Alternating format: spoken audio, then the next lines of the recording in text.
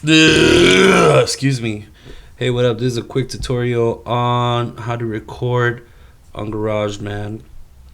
So, first double click on GarageBand. I already had a project open, so usually when you start something new, it'll come up with this page here.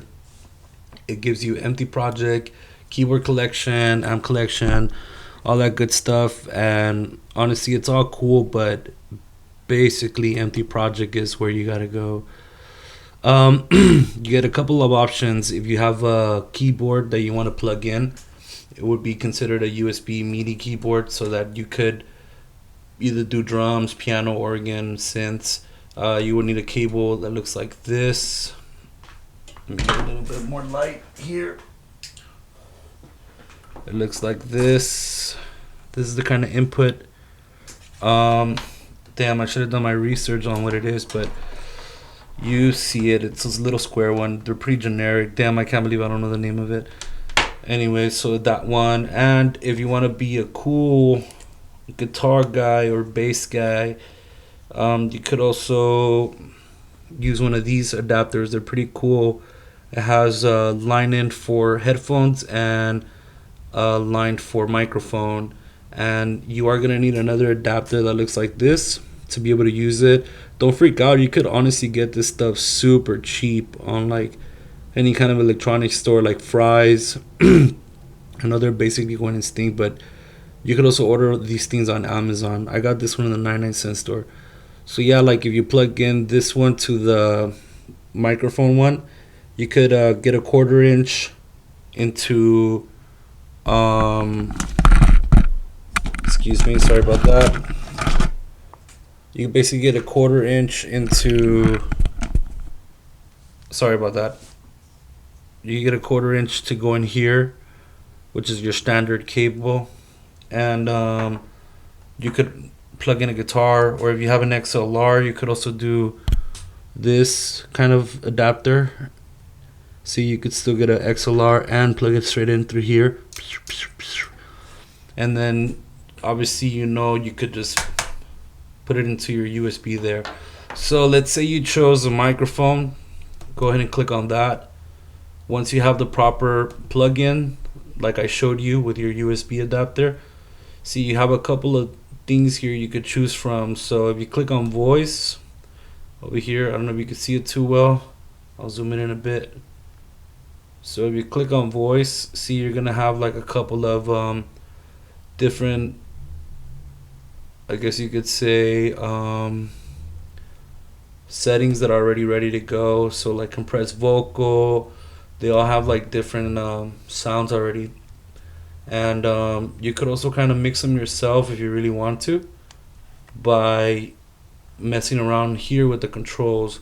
So let's say you obviously already have your microphone that you just chose now.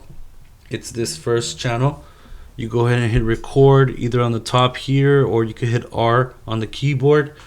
And once you do that, you're basically already going at it, bro or sister.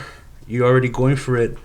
And yeah, like let's say you stop doing that, you're recording, let's say recording, everyone's my friend, recording, I don't have friends. So if you notice, they have a tempo up here. You could like mess with it up and down. All you gotta do is click and hold, and then look, you see it goes up and down depending on where you feel the music's gonna be for you. And you could also shut out the metronome if you don't want to do that if you're punk rock. But see, it sounds like this.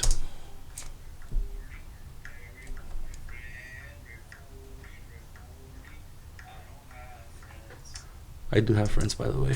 That's just a joke.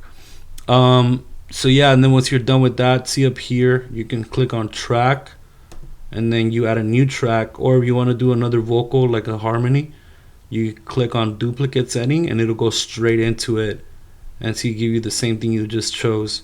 But I'm assuming you're gonna record a guitar or a bass or a piano or whatever. In this case, I'll do a guitar.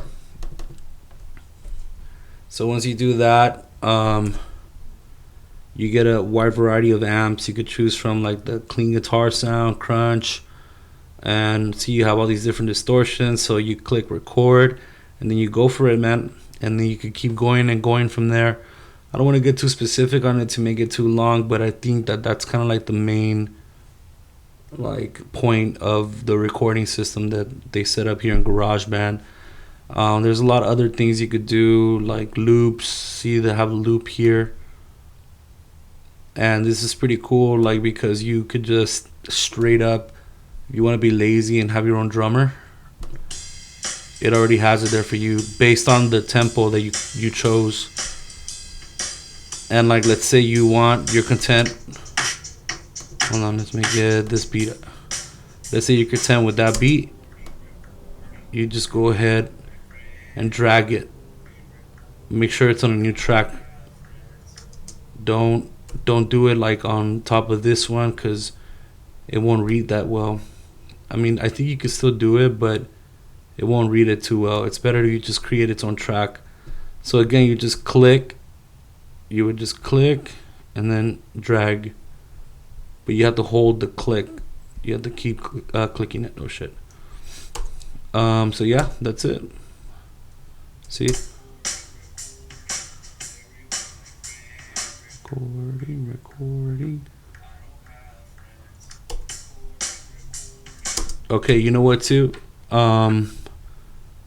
They do offer this thing here where if you just literally go all the way to the right of the track, see, you have two options there.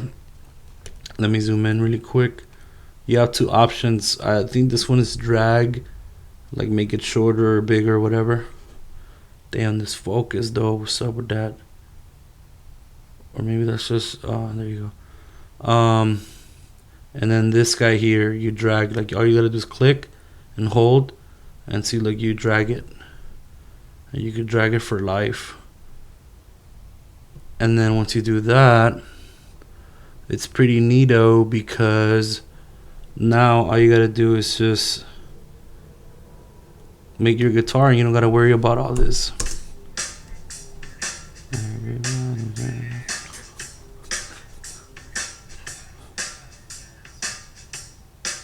See, I bet that you already would have had a guitar.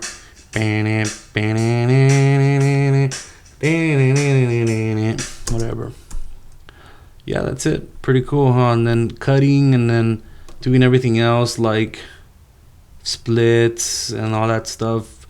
That's too much to say for this video, for just the beginning, but you get the point, bruh. Hopefully, sister, get it going. Do your thing.